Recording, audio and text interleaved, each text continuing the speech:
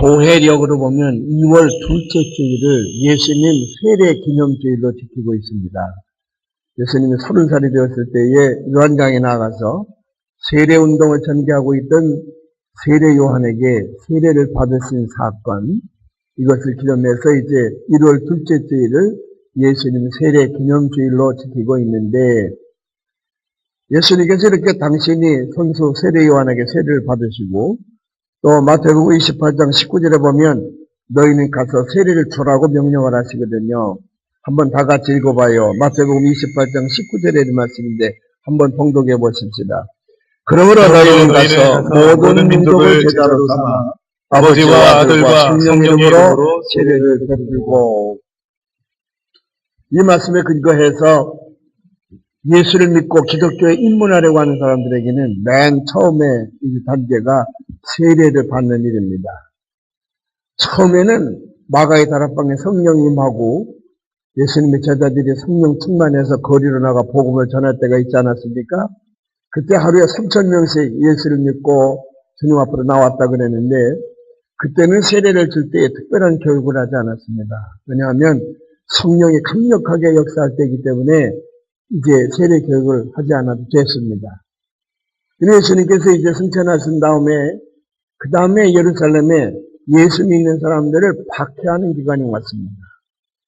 숨어서 숨어서 예배를 드리는데도 로마 병정들이 들이닥쳐서 그 예수 믿는 사람을 잡아가두거나 아니면 목을 쳐서 죽이거나 자꾸 그러니까, 도대체 비밀로 우리가 예배를 보는데 저들이 어떻게 할까? 그 사람들이 그때 비밀로 사용하던 것이 물고기 모양의 신호라든지 포도송이라든지 그런 걸 팔에다 붙이고서 서로 이렇게 보여주고는 어디서 예배를 보자 그랬는데, 그 장소가 늘 탄로가 난단 말이에요. 그러니까 가짜 예수 믿는 사람이 생겨서 가짜. 첩자가 들어와서 예수 믿는 척하고 세례를 받고는 그 다음에 예배 보는 장소를 로마 병정들에게 알려주어서 많은 사람들이 그때 이제 순교를 당하게 됩니다. 로마에 가면 콜로세움 옆에 원형경기장이라는 것이 있는데 거기에서만 30만 명이 목이 살렸다니까 얼마나 많은 기독교인들이 순교를 당했는지 모릅니다. 요즘에는 예수를 믿는다고 누가 박해를 가하는 사람이 우리나라에는 적어도 없습니다. 왜 교회를 제대로 안 나오느냐고 야단이지, 예수 믿는다고 하기 때문에 누구든지 우리를 박해하지 않습니다. 박해가 있어야 좀 부지런해지고 열심을 내는데, 그래서 우리 신앙이 좀 열버지는지도 몰라요. 뿐만 아니라 이교도들이, 유대교가 아닌 이교도들이 기독교에 들어와서 예수를 믿고자 할 때에 전혀 전이해가 없기 때문에 이 사람들을 교육해야 되겠다. 그래서 초대때 시절에 세례 받는 사람들을 위한 교재가 있었는데 그게 디다케라고 하는 겁니다. 디다케. 그 외에도 교부들이 세례 교리문답을 많이 쓰긴 했지만은 제일 원형적인 것이 디다케인데, 예수님의 말씀과 디다케를 중심으로 해서 몇 년 교육을 시켰냐면 2년 내지 3년 교육을 시켰습니다. 세례를 받기 위해서. 그래서 2년 내지 3년 교육을 하다 보면 진정 예수님이 나의 구세주라고 하는 것을 고백하게 되고, 예수 믿는 그리스도인으로서의 부족함이 없다. 그게 확인이 되면 이제 세례 예수를 거행을 하는데, 그때는 반드시 보증인을 세웠습니다. 그 사람의 신분을 보증하는 보증인이 있어요. 왜? 또 저게 숨은 가짜인지 모르잖아요. 요즘에 그 신천지 같은 이단 종파들이 하나님의 교회를 무너뜨리기 위해서 들어와가지고 첩자 생활을 하는 것처럼 이게 가짜인지도 모르니까 보증인을 다 세웠습니다. 그때의 그 세례를 주는 반을 보면 이렇게 퍼내기 같은 것이 이렇게 퍼내기 알죠? 충청도 말인데, 다라가 표준 말인가? 잘 모르겠네. 그런 걸 둥그렇게 돌로 파고 그 안에는 사람이 앉을 수 있도록 목욕탕에 가면 한 단계 있는 것처럼 그렇게 해서 물을 가득 분 다음에 세례를 집행하는 목사님, 세례 받을 사람, 그리고 보증인 셋이 앉아서 기도하고, 그리고 물을 이렇게 손으로 이렇게 물을 집어서 머리에다가 이렇게 붓는 그런 세례 예식을 초대교회 시절에 많이 하게 됐습니다. 예수님께서 세례를 베풀려고 하신 까닭은 두 가지 목적이 있어서 그랬습니다. 하나는 복음을 전하게 하기 위해서, 뭔가 사람들에게 복음을 전하고 그들이 복음을 받아들이는 사인이 있어야 돼요. 심볼이 있어야 하잖아요. 그래서 복음을 전하게 하기 위해서 세례를 베풀라 그렇고, 두 번째로는 이 세례를 베풀므로 말미암아 구원에 대한 확신이 생긴다는, 구원에 대한 확신이.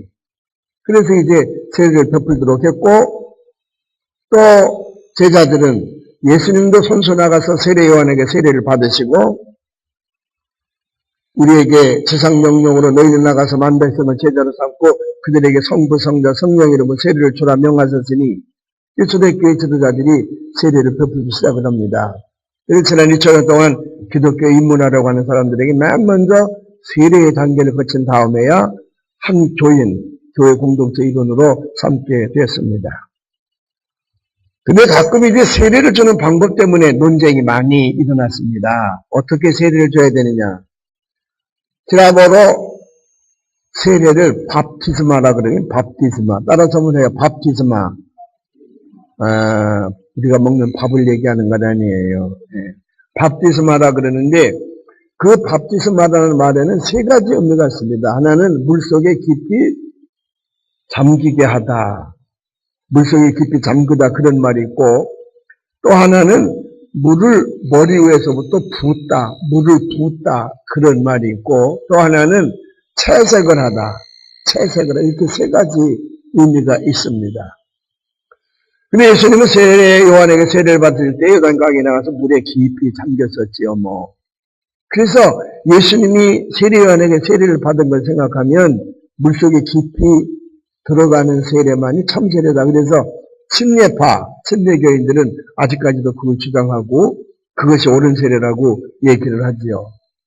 그러나 밥티스마 속에 밥티스마라는 단어의 의미에는 꼭 물속에 잠기는 것만 그런 게 아니라 물을 붓다 또는 씻어내리다, 그런 의미도 있기 때문에 침례교를 제한 다른 대부분의 이제 기성교회에서는 이제 세례반을 저렇게 만들어 놓고 머리에서도 물을 붓거나 아니면 물을 끼얹는 방법을 택하게 되지요. 우리 감리교회는 어떤 거냐? 세 가지를 다 택합니다. 본인이 원하는 걸 택하게 돼 있어요. 그 물속에 깊이 잠기기 원하는 사람들은 그 바다나 강가에 가서 물속에 깊이 담그는 세례의 직을 거행할 수 있고, 그렇지 않으면 이제 교회에서 늘 하는 것처럼 물을 머리 위에다가 이렇게 붓는 거지요. 불을 꺼서 세례를 베푸는데, 왜 물속에 깊이 잠기지 않아도 되느냐 그러면 세례 요한이 그렇게 얘기를 하지 않습니까? 많은 사람들이 세례 요한이 혹시 우리가 기다리는 메시아가 아닌가 그럴 때에 세례 요한은 아니다. 나는 그의 신들매를 풀기도 감당하지 못한다. 나는 물로 세례를 주려니와 내 뒤에 오시는 이는 성령으로 세례를 주노라. 그런 예언을 한 것처럼 물은 무엇을 씻어낸다고 하는 하나의 상징적인 도구이지 물 자체가 우리의 죄를 씻는 것은 아니거든요. 또 밥티스마라고 하는 것 자체가 그것이 물속에 꼭 잠기는 것만 의미하는 것이 아니라 물을 붓다, 물로 씻어내다, 그런 말도 있으니까 예수님의 제자들, 특별히 초대교회의 지도자들은 아까 말씀드린 것처럼 퍼내기 같은 걸 돌로 파가지고는 거기 앉아서 세례액을 베풀지 않았느냐. 그러면 물속에 들어가지 않아도 된다는 것을 우리가 이제 인지하고, 우리 감리교회는 셋 중에서 하나 언제든지 본인이 원하는 걸 택해서 실시해 왔습니다. 제가 미국에서 목회할 적에는 그 사우스캐롤라이나 찰스턴이라고 하는 곳에는 바다가 매우 가깝습니다. 교일도 한 200명, 300명밖에 안 되니까 1년에 한 번씩 세례 예식을 하는데 그 바닷가에 나가서 야외 예배를 하면서 세례 예식을 했습니다. 한 20명, 30명 거기 바다에 깊이 들어가서 이제 제가 세례 예식을 했는데 조금 믿음이 덜 익은 사람은 제가 조금 더 오래 넣지 이렇게. 그 왜 그러냐면 이게 세례를 할 때 앞으로 넣는 게 아니라 뒤로 자빠지게 하거든요. 내가 성부, 성자, 성령 세례를 주느라고 그러고 뒤를 자빠지니까 내가 안 일으키면 본인 스스로는 못 일어나. 그래서 신앙이 좀 덜 익은 사람은 물을 한 두어 모금 막 먹고 이렇게 나오는데 농담이에요. 정말 그런 건 아니에요. 그래서 요한 웨슬레가 그랬나 루터가 그랬나 잘 기억이 안 납니다만은 어떤 사람이 세례를 받으려고 그러니까 물속에서 깊이 잠기는 세례를 받으려고 하는데 부시럭부시럭 하더니 뭘 꺼내드려요. 뭐냐 돈지갑을 꺼내드려요. 돈지갑을. 그러니까 목사님이 그랬다지요. 마틴 루터가 그랬다고 그러던가. 저 안에 쓰는 게 내가 잘 기억이 안 나는데, 그 돈지갑부터 먼저 세리를 받아야 되니까 그놈부터 묻히게 먼저 넣자 그랬다 그래. 그러나 그 물이 우리의 죄를 씻는 것은 아니고, 그건 하나의 상징성이죠. 상징성. 예수님께서 우리에게 성령으로 세례를 주시는 분입니다. 물은 하나의 상징으로 우리가 되어진 거기 때문에 물속에 다 잠겨야 되느냐, 머리에다 물을 부어야 되느냐, 아니면 물을 끼얹어야 되느냐, 방법은 어떤 것을 택해도 괜찮아요. 성령 다 뒤져봐도 예수님께서 이렇게 세례를 주거라 그렇게 말씀하신 적이 한 번도 없어. 성부, 성자, 성령 이름으로 세례를 주라 그러셨지 이렇게 주거라 말씀하신 적이 없어요. 왜 그런 줄 아십니까? 방법은 별로 중요하지 않다. 그 내용이 중요하기 때문에 어떻게 하든지 간에 성부, 성자, 성령 이름으로 세례를 주노라. 성부, 성자, 성령 이름으로 세례를 주면 됐지 그 방법이야 별로 문제 삼지 않았기 때문에 예수님이 직접 가르치시지 않은 것 같습니다. 옛날에 이제 자침예파라든지 가끔 가다가 이제 교파가 갈라지면서 서로 주장하는 게 뭐냐면 어떤 A라고 하는 목사에게 세례를 받았습니다. 근데 그 사람이 나중에 범죄인이 돼서 감옥서 들어갔습니다.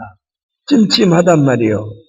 저렇게 그 나쁜 짓을 많이 한 목사에게서 내가 세례를 받았으니까 이게 내가 찜찜하니까 와가지고요. 목사님, 내가 아무개 세례받은 그 사람은 죄를 지고 감옥세가 있는데 그 사람한테 세례받은 거 찜찜합니다. 그러니 좀 저에게 세례를 다시 주십시오. 그러는 사람들이 있어요. 다시 줘야 될까요? 말아야 될까요? 말아야 돼요? 왜요? 네? 네. 왜냐하면 그 사람의 이름으로 세례를 준 게 아니거든. 그 사람은 동원되어진 도구일 뿐이지 세례는 성부, 성자, 성령의 이름으로 세례를 줬기 때문에 세례를 준 사람이 나중에 타락해서 잘못된 길로 간다 할지라도 그 사람에게서 받은 세례가 유효합니다. 유효해요. 근데 가끔 가다가 내가 어렸을 때 세례를 받은 것 같긴 한데 받았는지 안 받았는지 기억이 잘 안 나. 그러면 제가 다시 세례를 저희를 오라고 그래가지고 세례를 주는데 그 사람은 확실히 기억하라고 해서 물을 많이 얹죠 이렇게. 근데 제가 세례에서 갑자기 얼굴에 줄줄줄 흐르는 사람은 까먹해가지고 다시 받는 사람이야. 확실히 기억하라고 내가 많이 부어요. 많이 부어요. 방법은 문제가 안 됩니다. 그럼 하나님께서 예수님께서 왜 성부, 성자, 성령 이름으로 세례를 주라 그랬느냐. 그냥 하나님의 이름으로 세례를 줘도 되고 또는 예수님의 이름으로 세례를 줘도 되고 성령님의 이름으로 세례를 줘도 되는데 왜 성부, 성자, 성령 이름으로 세례를 주라고 하셨을까? 오늘은 그 문제를 가지고 함께 은혜를 받으려고 그럽니다. 언제든지 세례를 줄 적에는 성부, 성자, 성령 이름으로 세례를 줘야 되거든요. 그래서 어린아이들이 가끔 흉내를 내곤 하지 않습니까? 미국에 오늘 내가 읽는 책에 보니까 미국의 어느 가정에서 아이들이 조용해서 이상하다. 애들이 조용하면 큰 문제 일으키는 건데 왜 조용한가 그러고 가봤더니 다 찾아봤는데 알고 보니까 이놈들이 목욕탕에 들어가서 집안에 그 어른들이 사준 장난감 인형은 다 갖다 놓고 물을 풀어놓고 그리고 영어로는 그렇게 하거든요. I baptize you in the name of the Father, of the Son, of the Holy Spirit. 그러거든요. 내가 당신에게 성부, 성자, 성령의 세례를 주노라. 애들이 그걸 하도 들어가지고는 인형을 하나하나마다 물속에다 넣으면서 I baptize you in the name of the Father. 그래가지고 목욕탕 전체를 다 버려놨더라는 거예요. 그러니까 I baptize you in the name of the Father, of the Son, of the Holy Spirit이라는 말은 미국에서 그 믿음의 가문을 가지고 있는 교회를 열심히 다니는 집 아이들은 다 해오고 그걸 하도 많이 그 하는 걸 봐가지고요. 윌리엄 윌리몬이라고 하는 분이 책을 하나 썼는데 제가 참 좋아하는 듀크 대학의 교수님입니다. 어린아이들은 한 번 어른들이 주의를 줬을 때에 한 번만 듣고 싹 고치면 얼마나 좋겠어. 근데 어린아이는 어린아이기 때문에 주의를 줘도 똑같은 잘못을 또 저지르거든요. 어린아이들이 예를 들어서 컵을 만진다 그래봐요. 유리컵을 만지면 한번 깨뜨리잖아요. 그러니까 너 유리컵을 절대로 가지고 놀지 말아라. 그래도 그 다음에 애들이 부모 눈을 띄어서 또 가지고 놀잖아요. 그러면 두 번째는 너 그거 가지고 놀지 말라 그래. 또 들었어. 이 다음에 한 번만 더 그거 가지고 놀면 그때는 아빠한테 매를 맞는다. 약속이다. 약속했습니다. 그리고 며칠 지났는데 이놈이 또 그런 걸 가지고 논다는 말이에요. 그게 애들이지 뭐. 그래서 제가 조금 불만인 것은 우리 인간만 나와서 성인이 될 때까지 기간이 너무 길어. 송아지 같은 것도 똑같이 10달을 배고 났는데 그 1년이면 쇼부가 끝나는데 우리는 30년씩 그냥 학비도 내야 되고, 야, 강남에 사는 사람들 엊그저께 신문에 보니까 1년 동안에 과외비가 5억이라네, 5억. 와. 강남의 여자들은 정신이 본정신이 아니야. 아이들을 5억씩 줘서 과외를 시켜가지고 뭘 만들려는지 잘 모르겠어요. 잘 모르겠어. 근데 그 사교육비라 그러잖아. 이게 너무 많이 드는 거예요. 너무 많이 드는 거야. 이거 인간이 제대로 인간 노릇하려면 30년 걸려. 30년. 짐승 가운데 동물 가운데 이렇게 30년씩 걸리는 거 봤습니까? 뭐 사자라든지 코끼리나 이런 거 다 1년 내로 끝나거든. 제가 하나님 앞에 그 기도를 한번 해봐야 되겠어. 사람도 1년 만에 어떻게 끝나는 방법이 없을까? 앞으로 혹시 또 뭐 유전자를 변형시켜서 1년 만에 끝나는 게 있을지도 모르겠는데 너무 오래 걸린단 말이에요. 어린아이 기간도 많지요. 우리가 올리면 그 박사님의 아들이 그때 한 5살쯤 됐던 모양인데 이 아이가 3번째 또 가지고 놀았습니다. 너 아빠가 약속했지? 이리 와. 이제부터 너 맞는 거다. 정말이 벗어. 그래가지고 이제 때리려고 그럽니다. 한국의 엄마들은 아이들을 체벌하는 데 있어서 너무 이게 마음이 여리여서 그건 체벌도 안 돼. 아이가 야, 너 이번 잘못하면 화장실에서 1시간 있는 거다. 알았지? 예, 알았어요. 또 잘못을 보면 화장실에 들어가. 화장실 들어가놓고 1시간 다 채우는 엄마는 대한민국에 없어. 10분도 안 돼가지고 마음이 너무 불쌍하니까 도로 꺼내서 이제 하니까 아이들이 쉽게 잘못하는 걸 고치지 못한다는데 윌리엄 박사는 그걸 이제 예를 들면서 너는 맞아야 된다. 그리고 호차를 가지고서는 방바닥을 한번 내리쳤습니다. 쫙! 노래나지. 얼마나 무서워. 보통 그렇게 엄포를 놔야 되거든요. 그래 애들이 그러면 안 때려도 때린 거 이상 효과가 날 수도 있습니다. 쫙 하는 소리 들으면 저놈이 내 종아리에 치면 나는 까무러칠 거다 하는 겁이 나거든. 이번 한 번 내가 용서하는 거야. 그리고 해도 때린 거 이상으로 효과가 나요. 그래서 내려 팍 치고서 이걸로 한 번 더 맞아야 돼. 그러니까 이놈이 종아리를 걷고 있다가 하는 말이 아빠는 나를 절대로 때릴 수 없습니다. 그러더래요. 왜 내가 너를 때릴 수 없어? 이러면 내가 네 아빠인데 그랬더니 나는 성부, 성자, 성령의 이름으로 세례를 받아서 하나님의 아들이 됐는데 아버지가 하나님의 아들을 어떻게 때리냐 그러더래요. I was baptized in the name of the Father, of the Son, of the Holy Spirit. 그러면서 You cannot touch me. 나를 만질 수 없다고 이놈이 울면서 막 호통을 치더래요. 그래서 이제 끌어안고 너무 웃음이 나오잖아요. 꼬마가 그렇게 얘기하니까 웃음도 나오고 그러니까 걔를 끌어안고 그래 내가 하나님의 아들이야. 그러면 하나님의 아들답게 살아야지. 하나님의 아들이 하나님의 아들답게 살지 못하면 되겠는가. 다시는 그런 거 가지고 놀지 말아라. 파일렀다는 얘기를 제가 들은 적이 있어요. 우리는 성부, 성자, 성령의 이름으로 세례를 받고 우리의 이름을 하나님의 생명책에 기록을 하면 우리 모두가 다 하나님의 자녀가 되는 줄로 믿습니다. 예수 그리스도를 믿기만 하면 십자가의 은총을 받아들이기만 하면 우리는 누구든지 하나님의 딸, 하나님의 아들이 될 수가 있습니다. 그의 신분이 높고 낮고 간에 공부를 많이 했건 많이 못했건 돈을 많이 가지고 있건 가지고 있지 못하든 간에 어쨌든 간에 우리가 성부, 성자, 성령의 이름으로 세례를 받으면 우리는 하나님의 자녀가 되는 겁니다. 근데 성부, God the Father지요. 성부 하나님, 성자 하나님, 성자 하나님, the Son, the God, the Son이죠. God the Son. 아들 되신 하나님. 그 다음에 God, the Holy Spirit. 성령 되신 하나님. 같은 하나님인데 왜 세 가지로 표현하면서 이 세 이름으로 세례를 받으려고 했을까? 그것은 거기에 큰 의미가 있었기 때문에 그렇습니다. 첫째로는 성부 하나님, God the Father, 성부 하나님은 우리에게 사랑의 하나님으로 받아들이기 위해서입니다. 우리 하나님은 사랑의 하나님이신 줄로 믿으시기를 바랍니다. 끝없이 우리를 사랑하시고 보살펴 주시기를 원하시는 하나님이십니다. 근데 오늘 예수는 세례받는 걸 보니까 세례를 받고 물에서 올라올 새에 성령이 비둘기같이 임하고 그리고 하늘에서 음성이 들리는데 이는 내 사랑하는 아들이다. 이는 내 사랑하는 아들이다. 구태여 많은 사람들 앞에서 예수님에게 하나님께서 너는 내 사랑하는 아들이다. 그렇게 표현하는 까닭이 어디 있겠습니까? 사랑의 확증을 주시기 위해서입니다.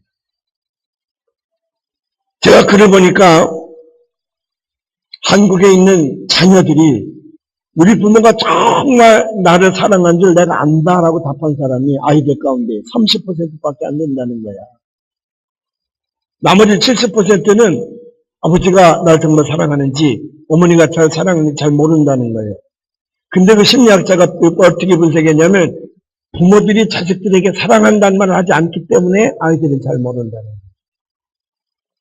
그래서 여러 번 제가 말씀드리지 않습니까? 사랑은 입으로 표현되어지고 행동으로 나타나야 된다고. 한국 사람들이 이교적인 사상이 있어서 속사랑을 많이 얘기하지만 속사랑은 아무것도 아니라 그랬잖아요. 사랑은 겉사랑이어야 돼, 겉사랑. 속사랑. 아내가 남편을 사랑할 때, 남편이 아내를 사랑할 때 사랑한다고 말을 해야 된다고 말이죠. 하나님도 예수님에게 자기 독생자인데 이는 내 사랑하는 아들이라 말씀하시잖아요. 우리가 하나님으로부터 들려오는 음성이 있습니다. 세례를 받을 때에. 우리가 성부, 성자, 성령으로 세례를 받는다 그러면 그 성부의 하나님으로 세례를 받는다고 하는 말은 하나님께서 우리를 사랑하신다고 하는 것을 확증시켜 주시기 위해서입니다. 오늘 사랑하는 여러분, 하나님께서는 여러분들 진심으로 사랑하시는 줄로 믿으시기를 바랍니다. 탕자의 비유를 보면 둘째 아들이 아버지 재산 반을 나눠달라 그래가지고 저 도시에 가서 술과 계집으로 다 풍전한 다음에 병든 놈을 가지고 옵니다.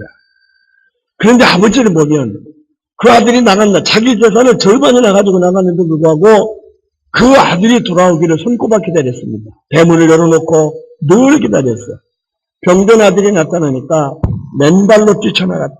우리말로 얘기하면 벗은발로 뛰쳐나갔다는 거예요. 그를 헐싸안고 키스를 하고 그에게 목욕을 시켜서 새옷을 입히고 가락지를 끼워주고 살긴 송아지를 잡아서 동네 사람들 그 기쁨을 함께 나누었다.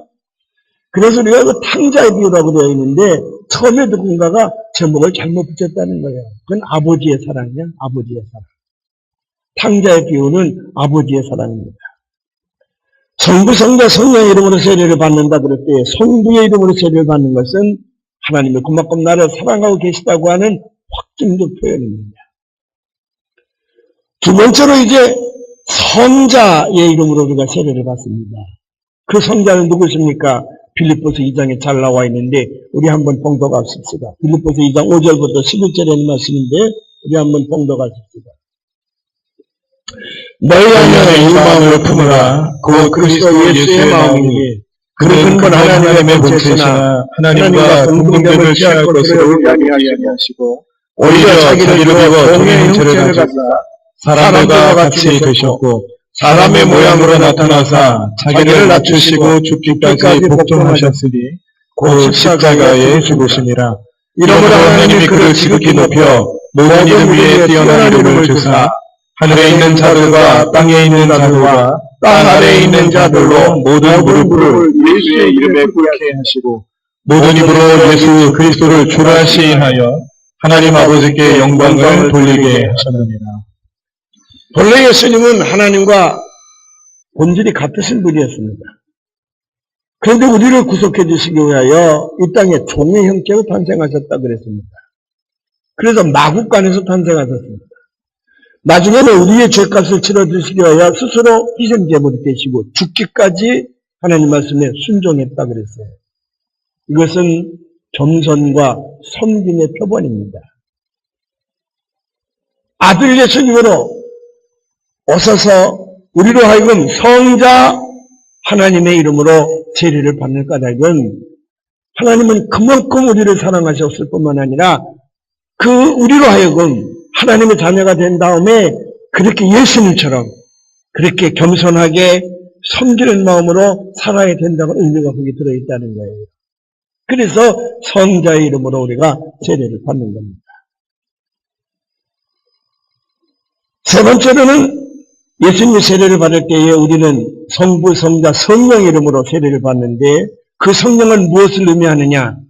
오늘 본문 말씀 보니까 하늘이 열리고 비둘기같이 성령이 임재했다 그랬잖아요.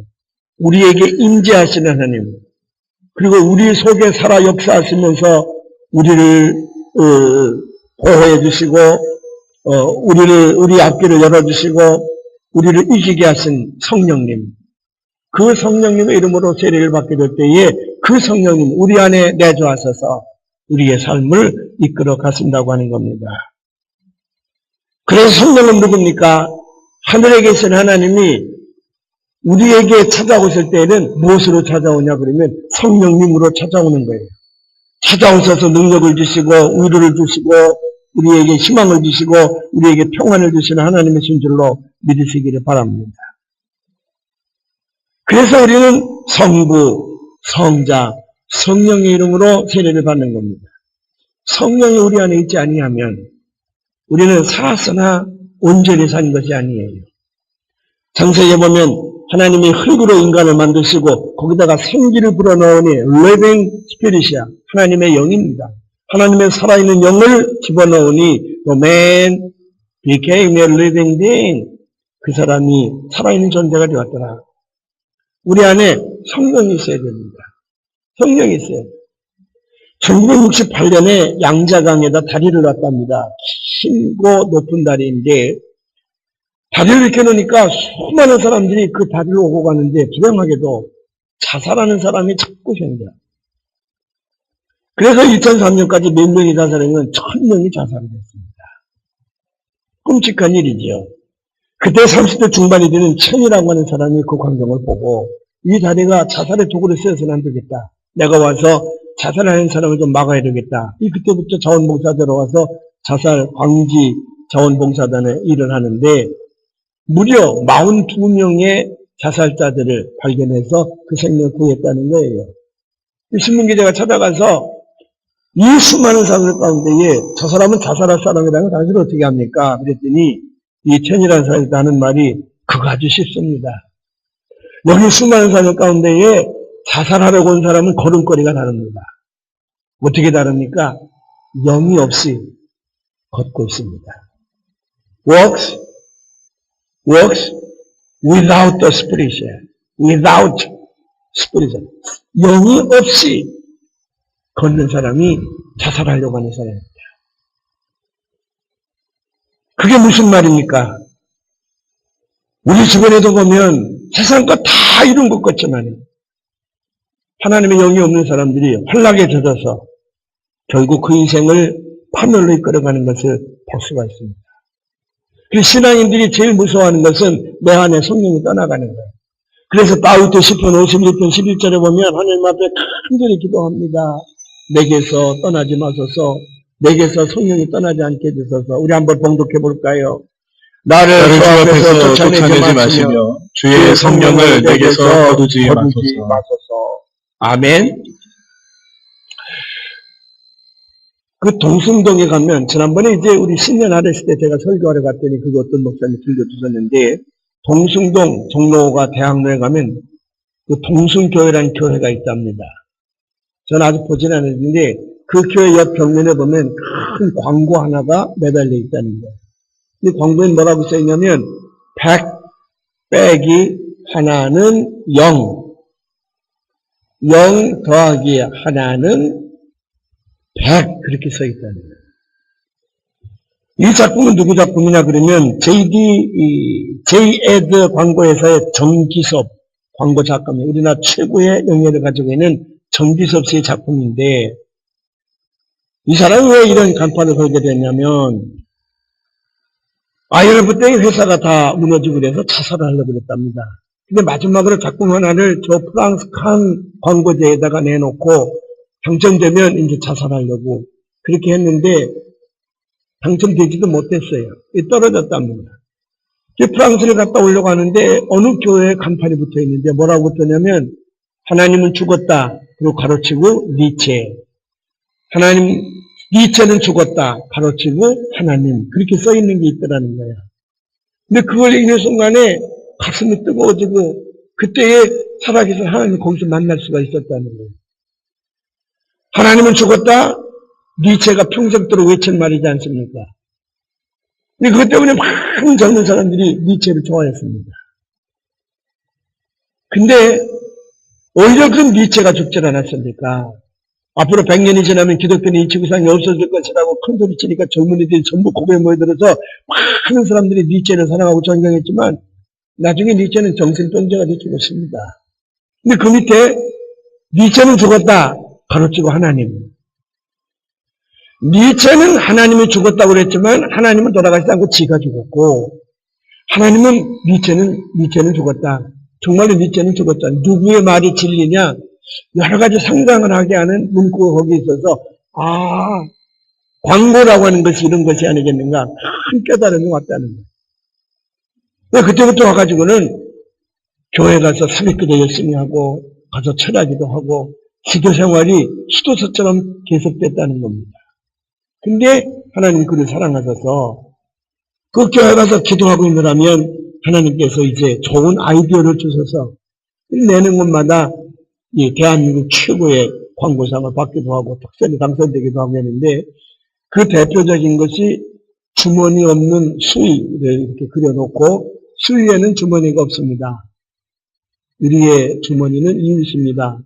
그런 공익 광고에 대한민국 특상을 받았다네, 그 양반이. 그런 거 보셨습니까? 주머니 없는 수의가 그려져 있는 거. 그런 훌륭한 작가인데 이분이 교회를 생각할 때에 그리고 인생을 생각할 때에 100-1은 100 빼기 1은 99가 정답이잖아요. 근데 그 중국의 유명한 경영학자 가운데에 왕종초라는 사람이 있는데 이게 디테일의 힘, 아주 작은 것의 힘이라는 경영학 책을 쓰면서 기업이 아무리 크게 왕성하게 발전했다 할지라도 하나 잘못하면 그 기업의 이미지가 다 흐려지게 되고 그 기업이 망하는 수가 있다. 옛날에 아폴로인가 뭔가 우주선이 이제 띄웠는데 나중에 얼마 안 올라가다가 온 인류가 지켜보다가 어디가 폭발해서 거기 타고 7명 승무원들 다 죽었습니다. 나중에 원인 조사했더니 작은 나트 하나가 잘못돼서 그래서 결국 수천억이 들어있는 그 우주선이 폭발하고 말지 않았습니까? 경영하는 데 있어서도 작은 실수 하나가 그 기업 전체 이미지를 흐린다고 하는 말로 왕종초라는 사람이 쓴 것인데 아마 이 사람이 그것을 보고 했는지는 모르겠습니다. 정기섭 씨가 그걸 보고 했는지 모르지만은 보통 우리가 세상적인 눈으로 보더라도 많은 경우에 인생의 성공을 다 이루었습니다. 근데 하나 잘못함으로 인해서 그 인생이 완전히 망가지는 거 볼 수 있지 않습니까? 그런 거 많이 보지요. 많이 보지요.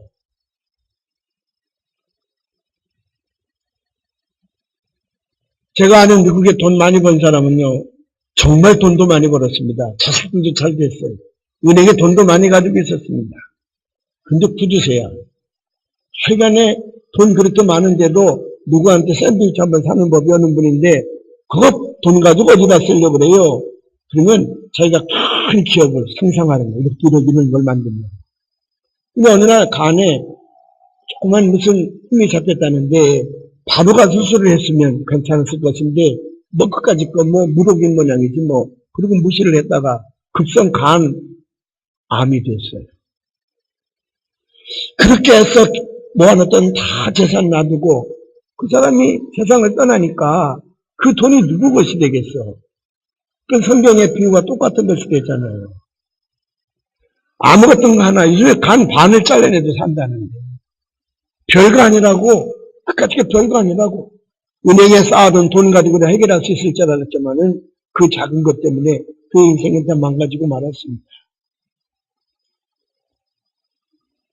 우리 옛날에 검찰총장 하던 분도 모든 사람들이 참 존경하는 사람인데 무슨 혼외 아들 하나 뒀다 그래가지고 그냥 그대로 낙마돼서 그냥 이름도 안 나오잖아요. 우리가 세속적으로도 다 해줬는데 하나가 잘못돼서 그 인생이 무너져 있는 경우가 많이 있지 않습니까?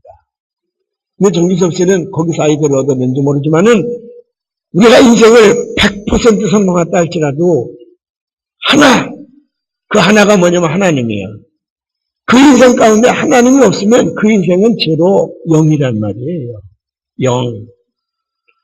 근데 0 플러스 1은 왜 100이냐? 이 세상에서 얻은 건 하나도 없어. 성공한 것도 없어. 뭐 지위를 얻은 것도 아니고 명예를 얻은 것도 아니고 무슨 뭐 돈을 얻은 것도 아니고 아무것도 없어. 그래도 플러스 1.